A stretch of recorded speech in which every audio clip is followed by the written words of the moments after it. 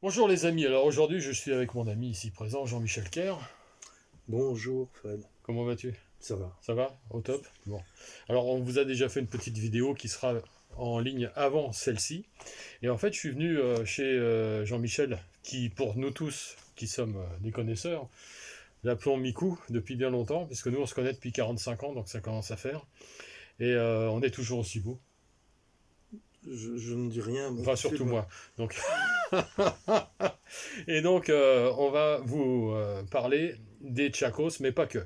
On va vous parler surtout de la vie de Jean-Michel, parce que c'est pour ça que je lui ai demandé s'il était d'accord de faire ces vidéos, pour qu'on puisse parler de ce qu'il n'y a pas sur les réseaux sociaux et ce qui m'énerve profondément, c'est-à-dire l'œuvre de mon ami Jean-Michel Kerr, qui pour moi est importante, et je sais aussi pour beaucoup d'entre vous. Voilà, donc je suis venu, non pas en le forçant, puisque je lui ai demandé gentiment, il a accepté encore plus gentiment. C'est un honneur pour moi d'être là aujourd'hui, et donc de lui faire raconter, comme il le voudra, il est libre, mais moi je lui poserai peut-être quelques questions de temps en temps, sa vie d'artiste. Alors, mon cher Mikou, la genèse de tout, c'est quoi? euh, au commencement était... Le verbe. Oui, ça, De l'œuf ou la poule? oui, c'est ça. Et le verbe était très très manié dans ma famille, et très, très aimé et respecté, en même temps que les arts, mais il n'y a pas...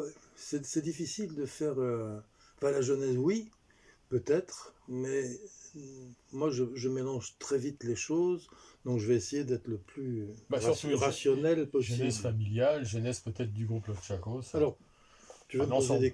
des questions, Bah par déjà, exemple? d'où viennent les Caire? Ah Parce ben que j'ai voilà. entendu dire que les Caire n'étaient pas forcément lyonnais au départ. Alors il y avait les Caire et il y a les Charpins, et comme dans beaucoup de familles, il y a des tas de noms.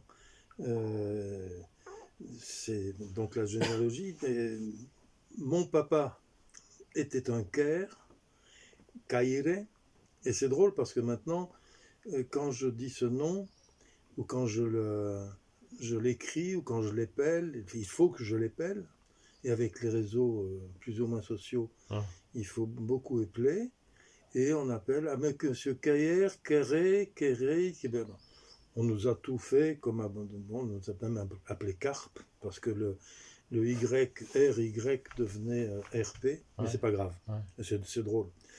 Et donc, mon père, la famille Kerr, du côté de la mère de mon père, donc ma grand-mère, s'appelait Kerr. Et du côté du père de mon père, tu suis, Oui, oui, tu vois, je non, m'endors parce que pas tout moi, de suite, j'écoute, j'écoute. je suis en train de me perdre. Et s'appelait Charpin. Non, pas Charpin. C'était du côté de ma mère qui s'appelait Charpin, Charpini. Donc Et d'origine italienne Falquero. alors, Charpini. Alors, du côté de ma mère, ils étaient italiens. Et Ouais, pour revenir à mon père, puisqu'en général, c'est le nom du père, ça change beaucoup en ce moment, parce qu'on ne s'appelle plus comme on devrait s'appeler, mais ce qui est très bien parfois, Caire, donc il y avait les Caire et les Chabert, mhm, voilà, qui était le grand-père Chabert, qui était le grand-père euh, de mon papa, d'accord. le grand-père de mon papa. Oui, Je vais y je arriver. suis, je suis. On a une autre émission Oui, on en a pour ça. plein. Ça, c'est les Voilà, réseaux sociaux, c'est c'est intime. ouais, voilà, c'est intime et puis on peut y aller pour des Bon, années.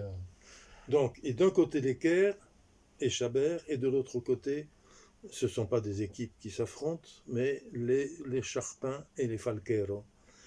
Donc, Donc tout ça vient d'Italie en fait. Tout le monde alors, était italien dans au départ. par le fait, oui, historiquement, puisque Nice était italienne jadis, et mon père est né à Nice.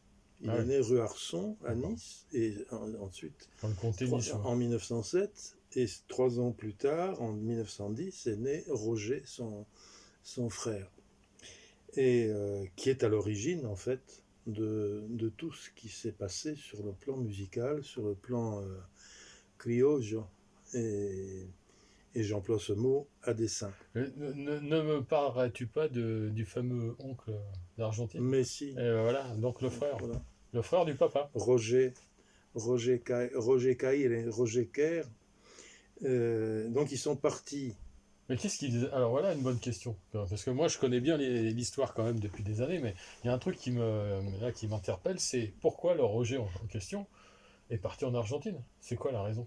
Alors, je vais essayer de faire de rembobiner rapidement, parce que j'ai un neurone qui se dispute avec ma seule synapse.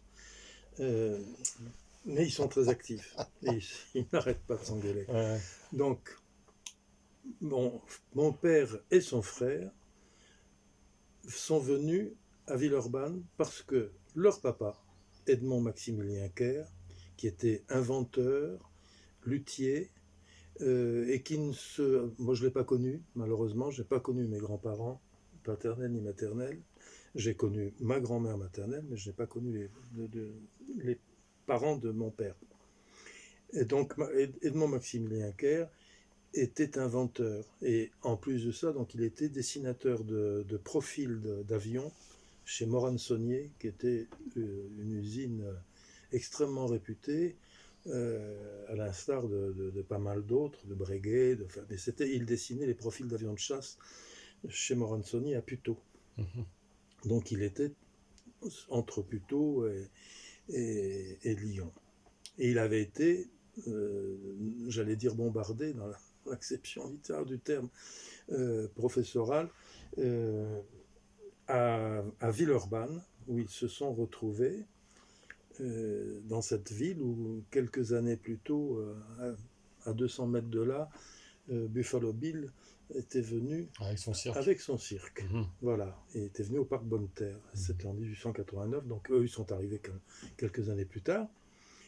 Cours Tolstoï, où ils ont trouvé un appartement qui appartenait déjà à des amis, voire des parents.